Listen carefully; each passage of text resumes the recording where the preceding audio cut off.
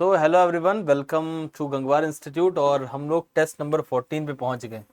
16 टेस्टों की ये श्रृंखला थी जिसमें से वी स्टार्टेड फ्रॉम टेस्ट 1 और धीरे धीरे करते अब एग्जाम बहुत नज़दीक आ गया। Let's start with the solution again. चूंकि we are very close to the exam तो ये एक फुल सिलेबस टेस्ट था।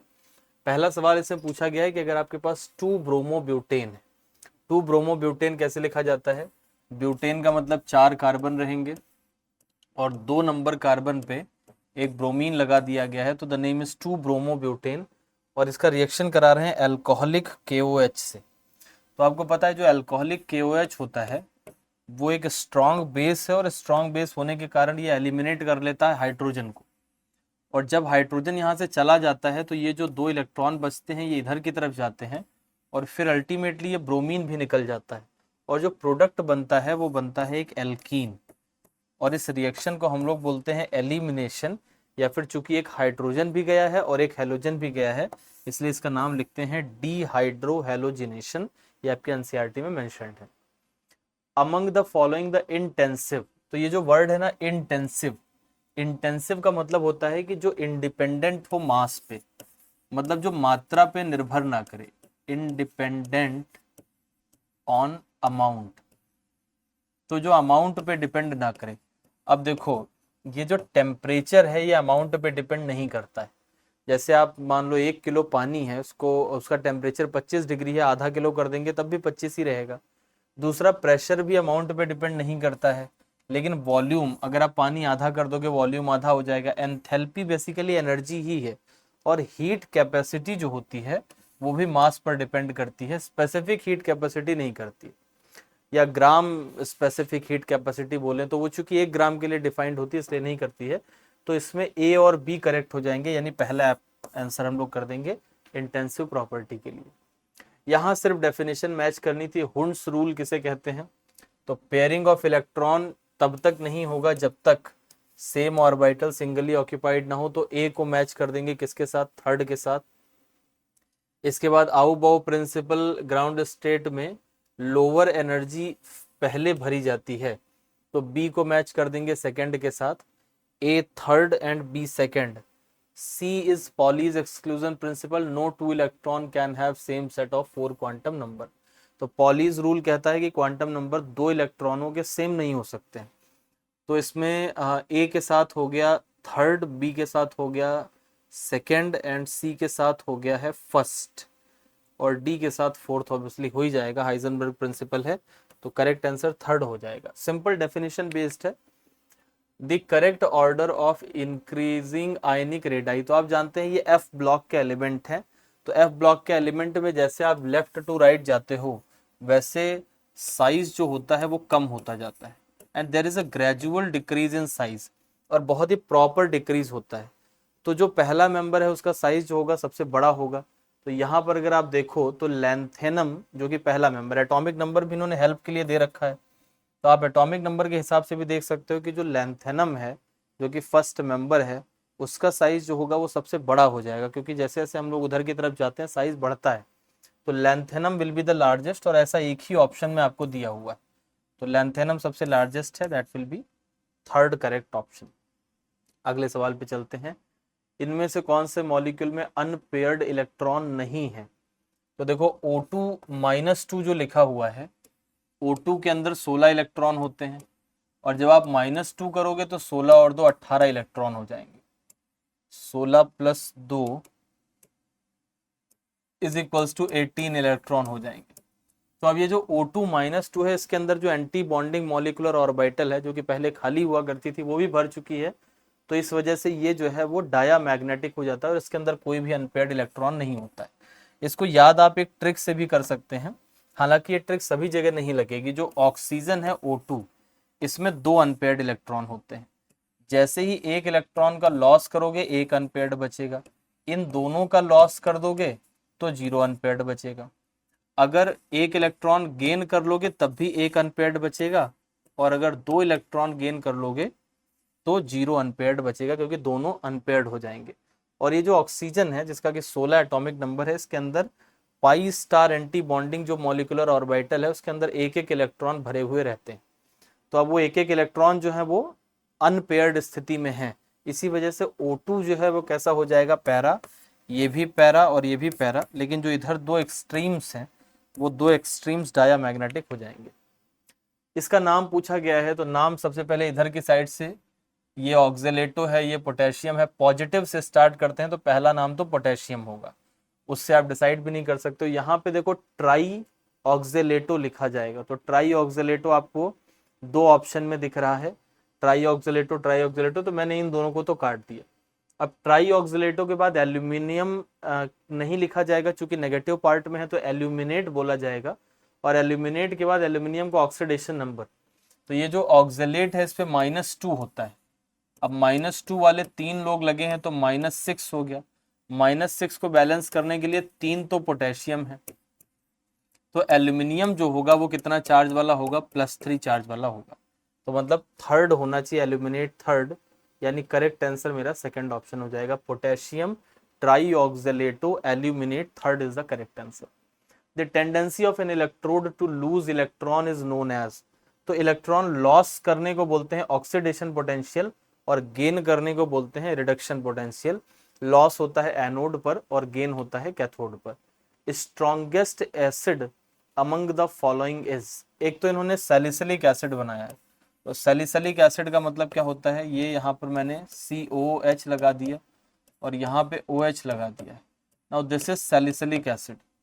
इसके बाद है मेटा हाइड्रोक्सी बेंजोइक एसिड, यानी इसी चीज को मेटा पे लगा रहे हैं, इसी को पैरा पे लगा रहे हैं।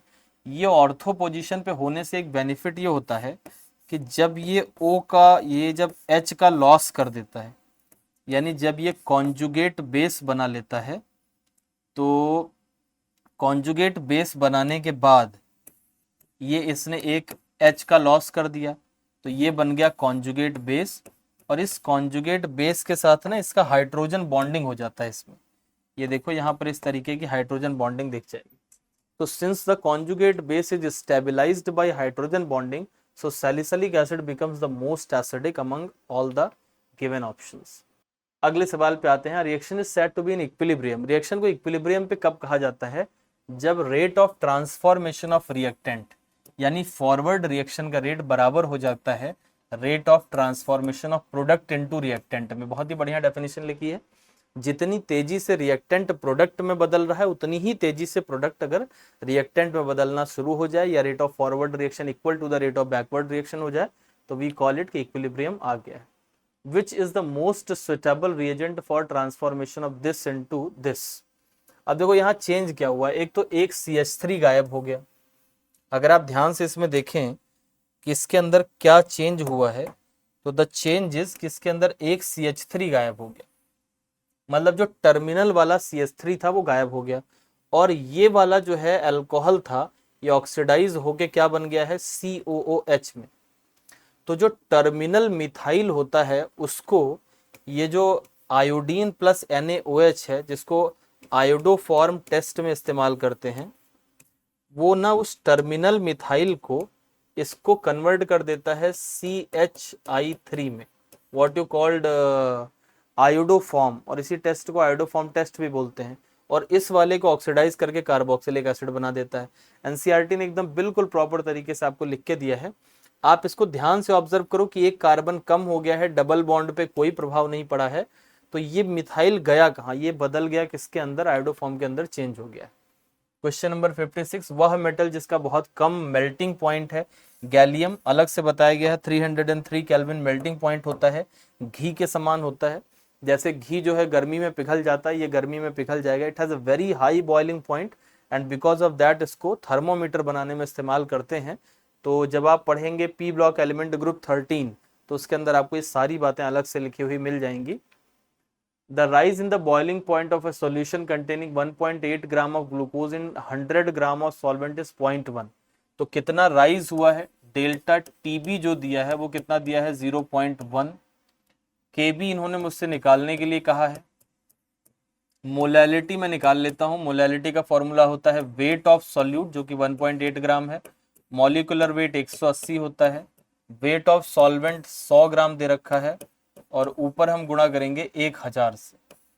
तो ये दोनों जब यहाँ से कटेंगे तो ये मेरे पास आ जाएगा 18 बटे 180 यानी मोलैलिटी आ जाएगी 0.1। अब मैं यहाँ पे फॉर्मूला लगाऊंगा delta T b is equals to K b into m. Molality आया है 0.1 और ये भी 0.1 दिया है। यहाँ से मैं के बी को सॉल्व करूंगा तो के बी मेरा आ जाएगा 1 के बराबर। अब 1 तो आंसर हो गया, एक ही है तो इसको टिक कर देंगे। यूनिट इसका लिखा है केल्विन पर मोलैलिटी, तो मोलैलिटी होता है मोल पर केजी, तो आप केल्विन किलोग्राम पर मोल भी लिख सकते हैं यूनिट को। Among the following transition element pick out the element with highest second ionisation energy. अब देखो जरा क्रोमियम को देखो, क्रोमियम का ग्राउंड स्टेट कॉन्फ़िगरेशन होता है 4s1 3d5, और अगर यही चीज कॉपर का देखोगे तो इट इज 4s1 3d10। ये लोग हाफ फिल्ड और फुल फिल्ड के वजह से थोड़ा अलग कॉन्फ़िगरेशन में रहते हैं, आउ बाउ प्रिंसिपल को फॉलो नहीं करते। तो यहाँ से जो 4s1 का एक इलेक्ट्रॉन आपने निकाल दिया कुछ नहीं कहेगा, लेकिन दूसरा निकालना होगा तो हाफ फील्ड से निकालना है, तो सेकेंड आयोनाइजेशन एनर्जी इसकी एक्सेप्शनली हाई होगी। और सिमिलर केस यहाँ पे है, दूसरा निकालना है 3d10 से यानी फुल फील्ड से, तो क्रोमियम और copper because of their exceptional configuration B and D I will go with, कि इनकी सेकेंड आयोनाइजेशन एनर्जी जो होती है वो एक्सेप्शनली हाई होती है। असर्शन है एनिलीन का नाइट्रेशन करने पे ऑर्थो, मेटा और पैरा नाइट्रो डेरिवेटिव मिलते हैं एनिलीन के। तो ये एनिलीन है, जब इसका नाइट्रेशन करने जाते हैं तो नाइट्रेशन के लिए जो रिएजेंट इस्तेमाल होता है वो कौन सा होता है, HNO3 और साथ में H2SO4। अब ये दोनों ही स्ट्रॉन्ग एसिड्स हैं और दोनों स्ट्रॉन्ग एसिड हैं तो ऑब्वियसली ये H+ देंगे, और आपको पता है एनिलीन जो होता है वो बेसिक नेचर का होता है, तो because of the basic nature ये एक H+ को यहाँ पे एक्सेप्ट कर लेगा, और H+ एक्सेप्ट करने के बाद पॉजिटिव हो जाएगा, इसको बोलते हैं एनिलीनियम आयन। अब जो एनिलीनियम आयन होता है वो मेटा डायरेक्टिंग होता है, and because of its Meta directing nature यहाँ पर आपको जब नाइट्रो जोड़ोगे आप तो वो नाइट्रो ना सिर्फ ऑर्थो पैरा बल्कि मेटा पर भी मिलेगा, और काफ़ी डिसेंट अमाउंट में 47% के करीब, अगर मुझे सही डेटा याद आ रहा है तो वो मिलता है। तो ये पहला स्टेटमेंट सही लिखा है कि ऑर्थो, मेटा और पैरा तीनों मिलेंगे। हालांकि ये ऑर्थो पैरा डायरेक्टिंग है, but because of its protonation it becomes Meta directing also. और इसका रीजन जो लिखा है वो है कि nitrating mixture is a strong acidic mixture. तो ये सारा इसी वजह से हुआ क्योंकि ये एक एसिडिक मिक्सचर है। तो मैं पहले के साथ जाऊंगा कि ये इसका एक्सप्लेनेशन भी है, हालांकि बहुत अच्छा एक्सप्लेनेशन ये नहीं है। ये बताना चाहिए कि भाई एनिलीनियम बनता है वो मेटा डायरेक्टिंग तो और बढ़िया बन जाता, बट फॉर नाउ हम मान सकते हैं कि हाँ एसिडिक होना ही सारी चीज़ों की मूल जड़ है, तो we can go for the first option. The number of optical isomer, ये जो है वो MAA होल थ्राइस टाइप का है, और MAA होल थ्राइस जो होता है वो ऑप्टिकली एक्टिव होता है। इसका ज्योमेट्रिकल आइसोमर तो नहीं बनता बट ये ऑप्टिकली एक्टिव होता है, और अगर ऑप्टिकली एक्टिव होगा तो इसका एक D बनेगा और एक L बनेगा, यानी इसके टोटल 2 ऑप्टिकल आइसोमर बन जाएंगे। तो now we will go to the question number 61 पे आते हैं हम लोग। ये सवाल जो है इसमें कहा गया है RC डबल बॉन्ड O। तो ये जो RC डबल बॉन्ड O है ये कीटोन है, जब इसका HCN से रिएक्शन कराते हैं तो रिएक्शन कराने से इसमें न्यूक्लियोफिलिक एडिशन होगा, और ये यहाँ पर बन जाएगा CN और यहाँ पर OH। साइनोहाइड्रिन इसको कहा जाता है।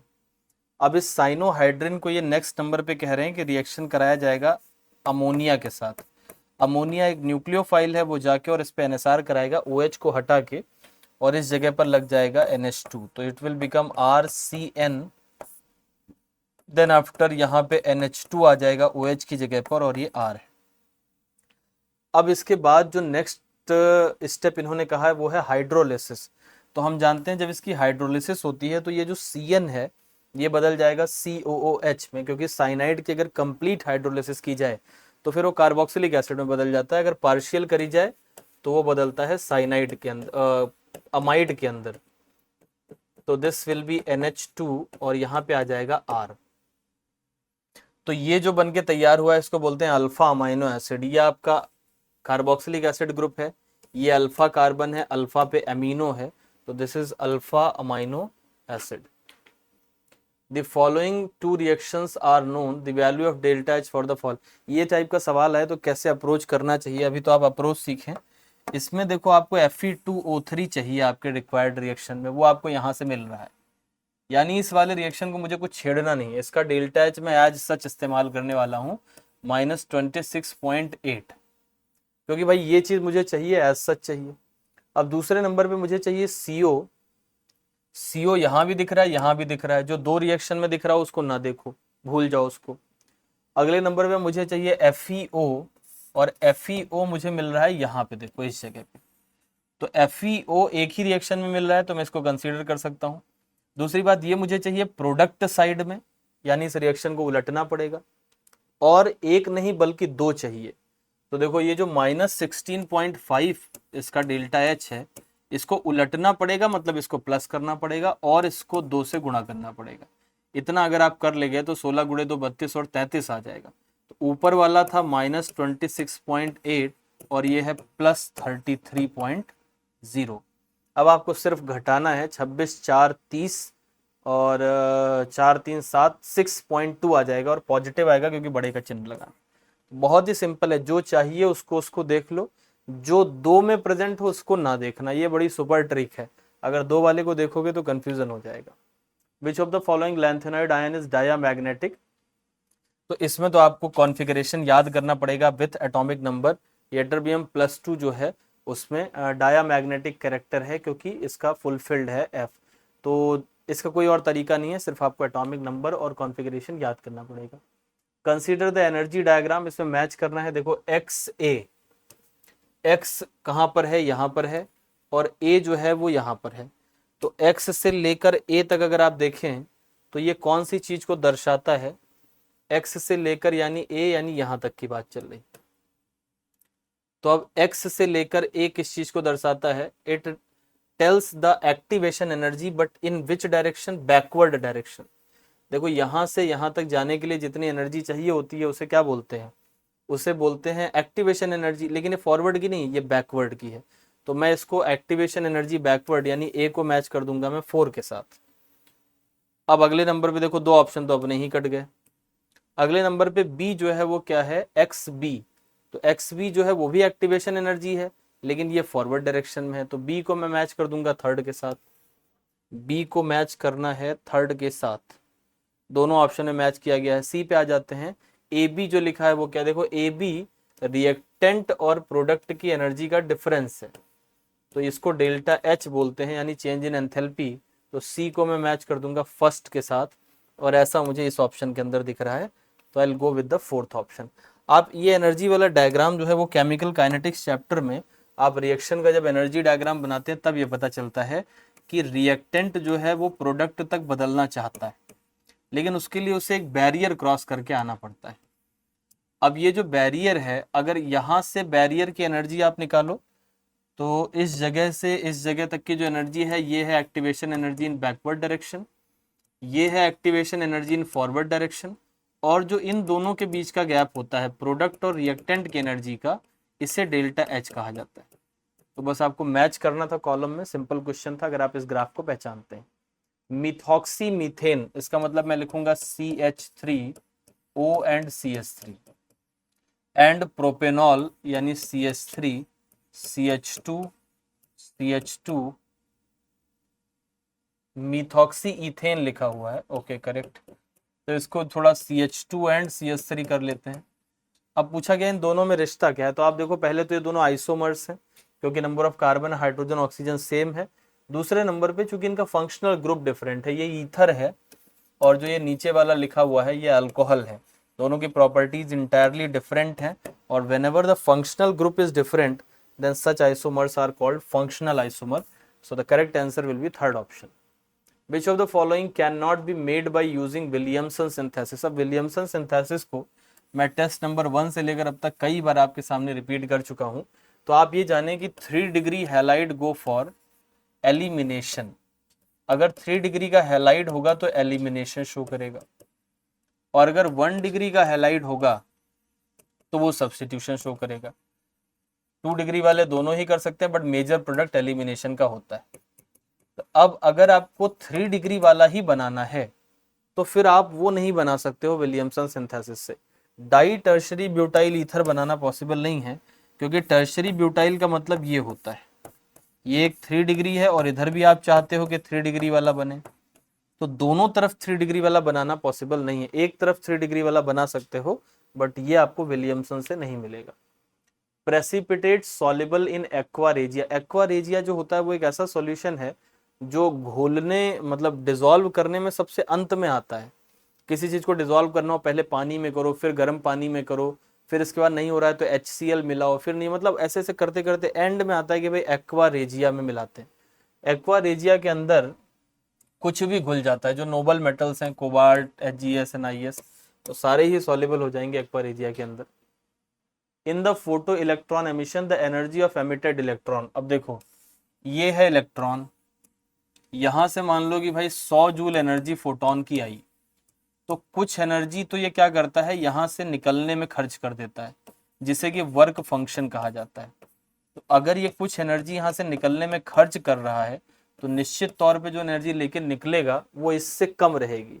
तो it is smaller than the incident photon. Energy of the in the photo electric emission the energy of the emitted electron is smaller than the incident photon. भाई अगर 100 का ये फेंक रहे हो तो कुछ तो यहाँ खर्च हो जाएगा, निकलने का टैक्स है तो ऑब्वियसली कुछ ना कुछ कम ही लेके बाहर निकलेगा।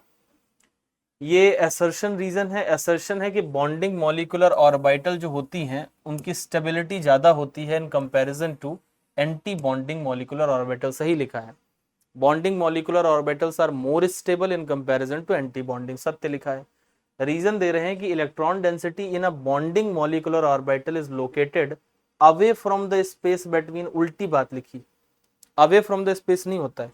देखो ये दो न्यूक्लियस है, इनके बीच में होती है इलेक्ट्रॉन डेंसिटी बॉन्डिंग में, और जो एंटी बॉन्डिंग होता है उसमें अवे होती है। तो इसमें लिखना चाहिए था कि बीच में होता है, जबकि इन्होंने एंटी बॉन्डिंग में लिख रखा है कि बिटवीन द न्यूक्लियाई होता है, उल्टा लिख रखा है। तो असर्शन ट्रू है बट रीजन जो है वो फॉल्स है। तो I will go with third option, assertion is correct but reason is false. Which of the following statement is incorrect regarding Leclanche cell. तो इसमें ना गलत बात तलाश करनी है, इनकरेक्ट ढूंढना है, तो ढूंढ लेते हैं इनकरेक्ट को जरा। Cathode used in the cell is coated by powdered manganese dioxide and carbon. Most common application of this cell is in our transistor and clocks. At cathode manganese is oxidized। भाई cathode पे reduction होता है, cathode पे oxidation नहीं होता है। आप जान लें एनोड जो है किसी भी सेल के अंदर, एनोड पे क्या होता है ऑक्सीडेशन, और कैथोड पे क्या होता है रिडक्शन। तो ये इन्होंने इनकरेक्ट लिख रखा है कि ये ऑक्सीडाइज होता है, रिडक्शन होना चाहिए। In Friedel-Crafts alkylation of aniline, one gets alkylated product with ortho and para substitution, secondary amine after acidic treatment, an amide product, positively charged nitrogen at benzene ring। तो फ्रीडल-क्राफ्ट एल्काइलेशन कर रहे हैं aniline का, तो ये मैंने aniline लिख लिया, और फ्रीडल-क्राफ्ट मतलब कोई ना कोई ऐसे CH3Cl साथ में AlCl3 इस्तेमाल कर लिया, तो ये एनिलीन है। अब आगे पढ़ना शुरू करते हैं। Alkylated product with ortho and para substitution, secondary amine after acidic treatment, and amide product, या positively charge nitrogen at benzene ring. तो ये जो है ना ये लुइस एसिड है और ये लुइस बेस है। तो एनिलीन जो होता है वो फ्रीडल-क्राफ्ट रिएक्शन नहीं देता है। कारण क्या है कि इनके अंदर एसिड बेस रिएक्शन हो जाती है, तो इस वजह से ये फ्रीडल-क्राफ्ट रिएक्शन नहीं देते हैं। तो ये जो एडक्ट बनता है उसमें ये क्या करेगा, ये अपने लोन पेयर को डोनेट करेगा, किसको, इस लुइस बेस को। और जब ये लोन पेयर को डोनेट करेगा तो नाइट्रोजन पे कैसा चार्ज आएगा, पॉजिटिव। तो जवाब हो जाएगा positively charge nitrogen at benzene ring. Atomic mass किसे कहते हैं, mass of one atom compared with the mass. तो देखो एटॉमिक मास डिफाइन किया जाता है कार्बन 12 के आधार पर, तो C12 के आधार पर डिफाइन करेंगे, तो करेक्ट आंसर थर्ड हो जाएगा। The correct decreasing order of basic strength. देखो जो ऊपर से नीचे जब आप हाइड्राइड्स में आते हो NH3 और PH3 ASH3, तो बहुत सारे रीजन है जिससे आप इसको समझ सकते हो। यहाँ नीचे जाने पर ना एसिडिक स्ट्रेंथ बढ़ती है क्योंकि साइज बढ़ता है, बॉन्ड लेंथ बढ़ती है, और इजी टू ब्रेक हो जाता है बॉन्ड, H जल्दी दे देते हैं, तो नीचे जाने पे एसिडिक स्ट्रेंथ बढ़ती है। अब अगर एसिडिक स्ट्रेंथ बढ़ेगी तो ऑब्वियसली बेसिक स्ट्रेंथ जो होगी वो कम हो रही होगी, तो अमोनिया सबसे ज्यादा बेसिक हो जाएगा और नीचे जाने पर बेसिक स्ट्रेंथ घट रही होगी। तो करेक्ट आंसर कौन सा हो जाएगा? थर्ड आंसर हो जाएगा। नीचे जाने पर एसिडिक स्ट्रेंथ बढ़ती है हाइड्राइड्स में और बेसिक स्ट्रेंथ घटती है। In which of the following compound iron has lowest oxidation state? तो अपनी लोएस्ट ऑक्सीडेशन स्टेट में कार्बोनिल्स के अंदर रहते हैं, क्योंकि मेटल कार्बोनिल जो बनते हैं उनके अंदर मेटल का ऑक्सीडेशन नंबर 0 होता है। If you go for metal carbonyl तो मेटल का जो ऑक्सीडेशन नंबर होगा that will be equal to 0। FeCN6 3-। अब देखो यहां पर ना FeCN6 3- लिखा हुआ है, तो इसमें जरा एक चीज को समझो। ये लिखा है Fe, यहाँ पर है CN6 और बाहर की तरफ क्या मिला है? -3। तो मतलब आयरन किस ऑक्सीडेशन स्टेट में है? 6 माइनस में से 3 माइनस बाहर है, तो आयरन +3 पे है। अब जरा +3 वाले आयरन के बारे में सोचो, तो +3 वाले आयरन का मतलब ये हुआ, नॉर्मल आयरन का कॉन्फ़िगरेशन क्या होता है? 4s2 3d6 +3 कर दोगे इसको तो ये क्या बन जाएगा? It will be 3d5। अब अगर 3d5 में आप पेयरिंग करा भी दो तो भी आपको पता है कि एक अनपेयर्ड छूट जाएगा। तो अगर एक अनपेयर्ड छूट जाएगा तो हम कह सकते हैं यहाँ पर n = 1 होगा और ये कैसा होगा? पैरामैग्नेटिक। लेकिन ये जो पैरामैग्नेटिक नेचर है ये ज्यादा नहीं होगा, वीकली पैरामैग्नेटिक होगा, तो सही लिखा हुआ है। जबकि यहाँ पर आयरन जो है वो प्लस, ये माइनस यहाँ पर है, तो यहाँ पर जो आयरन है वो +2 में है और +2 मतलब 3d6 में है, तो सारे ही पेयर्ड हो जाएंगे, 6 इलेक्ट्रॉन पेयर करे जा सकते हैं, तो ये डाया हो जाएगा। दोनों एकदम सही बातें लिखी हैं। कारण दूसरा स्टेटमेंट है कि भाई यहाँ +3 में, यहाँ +2 में है, तो पहला भी सही है और दूसरा भी सही है undoubtedly. That's a good question, बढ़िया है। 76 नंबर पे आते हैं। पहला असर्शन लिखा है protonation of carbonyl group increases it's electrophilic character. Carbonyl group जो होता है ये C+O वाला ग्रुप, अगर इसका प्रोटोनेशन करा दें तो प्रोटोनेशन का कहाँ कराओगे? H+ आएगा तो इन्हीं से आके जुड़ेगा। जब H+ इससे जुड़ेगा तो ये अपना 2 इलेक्ट्रॉन इधर की तरफ खींच लेगा और ये पॉजिटिव हो जाएगा, तो इसका मतलब इसका इलेक्ट्रोफिलिक कैरेक्टर बढ़ जाएगा, यानी इसके अंदर इलेक्ट्रॉन ग्रहण करने की जो क्षमता है वो बढ़ जाएगी। रीजन में लिखा है protonation of a carbonyl group involve addition of an electrophile on nucleophilic oxygen. तो ये बात भी सही लिखी है कि न्यूक्लियोफिलिक ऑक्सीजन पे जाके जुड़ता है प्रोटोनेशन में। बातें दोनों सही लिखी हैं, लेकिन इससे इलेक्ट्रोफिलिक कैरेक्टर कैसे बढ़ गया वो एक्सप्लेन नहीं कर रही ये बात। तो आई विल गो विथ कि दोनों ही करेक्ट हैं, बट ये इसका करेक्ट एक्सप्लेनेशन नहीं है। बात दोनों सही लिखी है but it's not the correct explanation. Ethyl alcohol यानी C2H5OH, so this is ethyl alcohol. इसका रिएक्शन करा रहे हैं थायोनिल क्लोराइड SO2Cl2 से। तो आपको पता है कि ये दोनों रिएक्ट करके क्या बनाएंगे? C2H5Cl बनाएंगे, साथ में SO2 मिलेगा, साथ में HCl मिलेगा, और ये दोनों गैसेस हैं, जल्दी उड़ जाते हैं। तो it's a very good method to prepare alkyl chloride और एल्काइल हैलाइड। एल्काइल क्लोराइड बनाने का बहुत अच्छा मेथड है और ये दिया भी एनसीईआरटी में, अलग से मेंशन भी है कि बाकी प्रोडक्ट गैसीय से तोड़ जाते हैं, तो this is the best method. Which of the following is not characteristic of amine? इसमें से कौन सा नहीं है, यानी गलत की तलाश करनी है। तो स्मेल करते हैं अमोनिया की तरह, सही बात है। इन्फ्लेमेबल इन एयर होते हैं, दे show the property of hydrogen bonding, ये भी सत्य है। और एम्फोटेरिक, ये गलत लिखा है, एम्फोटेरिक नहीं होते हैं। अमोनिया आपको पता है जो एमीन होते हैं they have a lone pair, so they are basic in nature, they are not amphoteric, they are basic in nature. For the reaction N2 plus 3H2 gives 2NH3, delta H दे रखा है। अब delta H इसका कैसा दे रखा है? Negative. Delta H negative होने का मतलब रिएक्शन कैसा है? एक्सोथर्मिक। मैंने आपको बताया एक्सोथर्मिक क्या करता है? खुद ही आग उगल रहा है, तो इसको हीट या टेम्परेचर पसंद नहीं आता है। अगर आप टेम्परेचर बढ़ाओगे तो ये पीछे हट जाएगा, बैकवर्ड जाएगा, यानी reaction proceed backward will be the correct answer for exothermic. अगर ये एंडोथर्मिक होता तो फॉरवर्ड की तरफ जाता।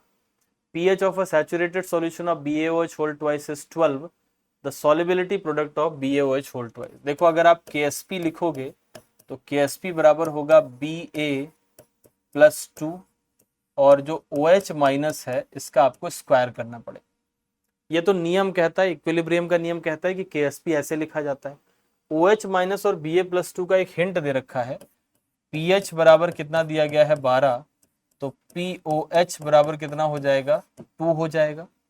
यहां से OH माइनस का कॉन्सेंट्रेशन 10⁻⁻² हो जाएगा, तभी ये POH 2 आ रहा है। OH अगर 10⁻², है तो जो Ba+2 होगा ये निश्चित तौर पर हाफ ऑफ OH माइनस होगा, तो ये हो जाएगा 0.5 इंटू 10⁻²। इन वैल्यूज को मुझे वहां उठा के रख देना है। आई विल प्लेस 0.5 इंटू 10⁻², और इसको मैं मल्टीप्लाई करूंगा 10⁻² के स्क्वायर से।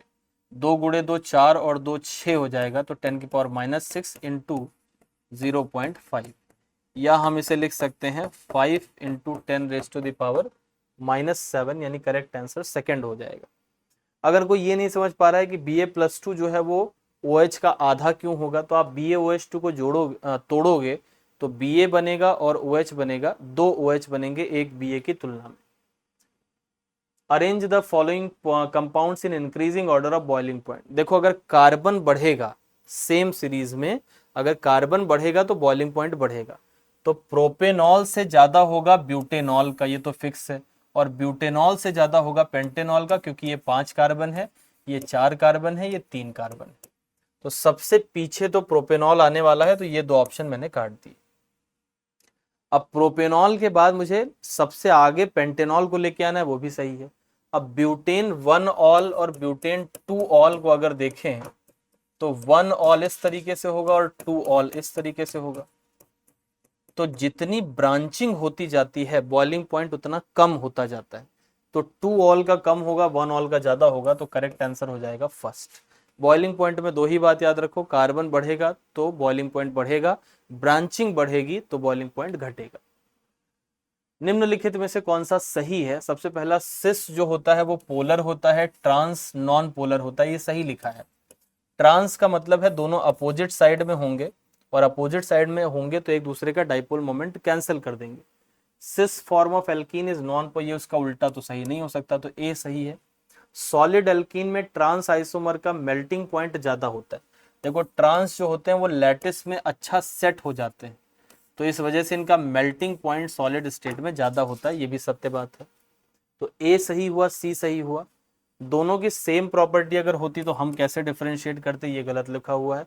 Both cis and trans form of alkene have the same structure but have different configuration, ये सही बात लिखी है। दोनों का स्ट्रक्चरल फॉर्मूला सेम होता है, लेकिन एक में अरेंजमेंट जो है वो इस तरीके का होगा कि आपको सेम ग्रुप अपोजिट साइड देखने को मिलेगा, और एक में ऐसा होगा कि सेम ही साइड में देखने को मिलेगा। तो सिस और ट्रांस में स्ट्रक्चर सेम है, but the difference is about that. तो करेक्ट हो गए ए, सी और ई, यानी I will go with the third option. Boiling point of carboxylic acid are higher than corresponding alcohol. आपको पता है ना, कार्बोक्सिलिक एसिड जो होते हैं इनके अंदर बहुत एक्सटेंसिव हाइड्रोजन बॉन्डिंग होती, और इतनी स्ट्रांग होती कि वेपर स्टेट में भी ये इसको छोड़ते नहीं, and because of that strong hydrogen bonding their boiling point is greater than alcohol. And one more important thing, all whatever I have said वो NCERT में एकदम बिल्कुल एग्जैक्ट लाइंस में लिखा है कि ये वेपर में भी अपने बॉन्ड को छोड़ते नहीं। कार्बोक्सिलिक एसिड में एसिटिक एसिड डाइमर बना लेता है because of intermolecular hydrogen bonding. किसी गिवन टेम्परेचर पे ऑस्मोटिक प्रेशर एक कॉन्सेंट्रेटेड सॉल्यूशन का, तो आप जानते हैं ओपी का फॉर्मूला क्या होता है, OP is equal to CRT। तो जितना ज्यादा कॉन्सेंट्रेशन उतना ज्यादा ऑस्मोटिक प्रेशर। तो कॉन्सेंट्रेटेड सॉल्यूशन का higher than a dilute solution हो जाएगा, यानी पहला जवाब सही हो जाएगा। Again we have assertion reason. जब आइसो इलेक्ट्रिक पॉइंट आता है तो amino group do not migrate under the influence of electric field. देखो ये जो अमीनो एसिड होता है इसमें अगर ये COO माइनस और ये NH3 प्लस की स्टेट में आ जाए तो इसको बोलते हैं ज्विटर आयन बनना। और ये जो ज्विटर आयन बना है ये आप देख सकते हो, इट इज न्यूट्रल। तो न्यूट्रल जब ये हो जाता है तो ये मूव नहीं करेगा इलेक्ट्रिक फील्ड के अंदर, और ये बनता है आइसो इलेक्ट्रिक पॉइंट पे। जिस pH पे ये ज्विटर आयन बन जाए उसको बोलते हैं आइसो इलेक्ट्रिक पॉइंट। तो आइसो इलेक्ट्रिक पॉइंट पे अमीनो ग्रुप जो है वो माइग्रेट नहीं करते, सही बात लिखी है। और आइसोइलेक्ट्रिक पॉइंट पे अमीनो एसिड ज्यूटर आयन बना लेते हैं, ये भी सही है, और इसी वजह से मूव नहीं करते हैं। तो दोनों सही हो जाएंगे और एक्सप्लेनेशन भी हो जाएगा, तो पहला सही जवाब होगा। लेसाइने टेस्ट में जो एक्सट्रैक्ट बनता है, अगर हम हेलोजन का टेस्ट कर रहे हैं तो उस टाइम पे हम इसको बॉईल करते हैं HNO3 के साथ। इसलिए बॉईल करते हैं कि जो Na2S और NaCN बना है वो डिकम्पोज हो जाए। जैसे मान लो उस कंपाउंड के अंदर सल्फर भी है, नाइट्रोजन भी है, तो नाइट्रोजन होगा तो साइनाइड बना लेगा, सल्फर होगा तो सल्फाइड बना लेगा Na2S। तो इनको ना डिकम्पोज करना जरूरी है, क्योंकि आप जांच किसकी करना चाहते हो, हेलोजन की, तो इनको डिकम्पोज करना आवश्यक है ताकि इंटरफेयर ना करें, और ऐसा ही एनसीईआरटी में लिखा हुआ है। In Lassaigne test for nitrogen the blue colour is due to ferriferrocyanide. आपको पता है ये प्रूशियन ब्लू कलर देता है फेरीफेरोसाइनाइड, और ये नाइट्रोजन का टेस्ट भी है, लेसाइने टेस्ट में बनके तैयार होता है। CH4 does not react with Cl2 in dark. आपको पता है जो हेलोजिनेशन होता है एल्केन्स का, वो डार्क में नहीं होता है, H में होता है। तो ये सही लिखा है कि CH4 H के बिना रिएक्ट नहीं करता है। Chlorination of CH4 takes place in sunlight. दोनों एकदम बढ़िया स्टेटमेंट है, बोथ आर करेक्ट, तो सही आंसर फर्स्ट हो जाएगा। 25 डिग्री सेल्सियस पे molar conductance at infinite dilution दे रखा है स्ट्रॉन्ग इलेक्ट्रोलाइट का। एक तो NaOH का दे रखा है, NaCl का दे रखा है, और BaCl2 का। मुझे निकालना किसका है, BaOH होल ट्वाइस का। इसका भी तरीका सीखें। देखो आपको एक बेरियम चाहिए, एक बेरियम आपको किससे मिल जाएगा, BaCl2 से, यानी BaCl2 वाला उठा के रख लो। सारे 10⁻⁻⁴ है, तो मतलब मुझे 280 वाला चाहिए, BaCl2 मिल गया।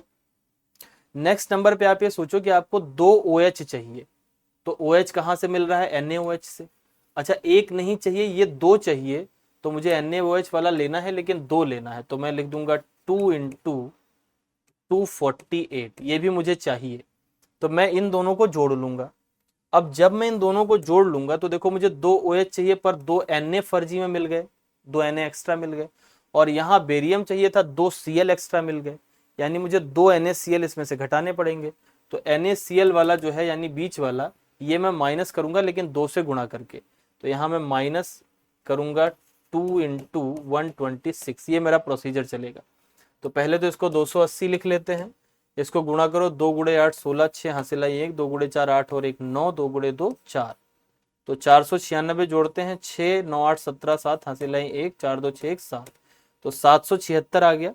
इसमें इसको घटाना है, तो 126 × 2 है, तो 120 × 2 240 और 252 हो जाएगा, तो 252 इसमें से मैं घटाऊंगा। 6 में से 2 गया 4, 7 में से 5 गया 2, और 7 में से 5 गया 2 गया 5, तो 524 × 10⁻⁻⁴, यानी करेक्ट आंसर मेरा सेकंड आंसर हो जाएगा। विच of the following statement is oblique correct, तो इसमें सही वाला ढूंढना है। फ्लेम टेस्ट करोगे स्ट्रॉन्शियम का तो एप्पल ग्रीन कलर आएगा, गलत बात। स्ट्रॉन्शियम क्रिम्सन रेड देता है, बेरियम एप्पल ग्रीन देता है, तो ये तो गलत हो गया। बोरेक्स बीड में कॉपर जो है वो ग्रीन कलर देता है, ये सही बात लिखी हुई है। High amount of NH4Cl prevent complex precipitation of the carbonate of group D, ये भी सही बात लिखा है, NH4Cl इसीलिए ऐड किया जाता है। नेस्लर रिएजेंट इज Hg(I2), गलत बात लिखी है, K2Hg(I4) होता है, तो दिस इज नेस्लर रिएजेंट, तो ये गलत लिखा है। मुझे करेक्ट ढूंढना है या इनकरेक्ट, तो ये गलत हो गया, ये गलत हो गया, करेक्ट ढूंढना है, तो मेरा बी करेक्ट है, सी करेक्ट है, और कोबाल्ट नाइट्रेस टेस्ट जो है वो एक्सटेंशन ऑफ चारकोल कैविटी पे करते हैं, तो ये भी सही बात लिखी है कोबाल्ट नाइट्रेट टेस्ट के बारे में, तो बी सी और ई जो है वो मेरे सही हो जाएंगे, तो मैं सेकंड ऑप्शन के साथ जाऊंगा। तो ये था आपका टेस्ट नंबर 14। पढ़ाई करते रहें, अगले टेस्ट के सॉल्यूशन के साथ आपसे दोबारा मिलेंगे। Focus on your studies, do not see your marks कैसे आ रहे हैं। और एक और बात है कि अब इतना समय नहीं बचा है कि आप कुछ बहुत बदल सकते हैं, तो in whatever situation you are, feel yourself, be calm, see you in the next solution, तब तक के लिए ऑल द बेस्ट।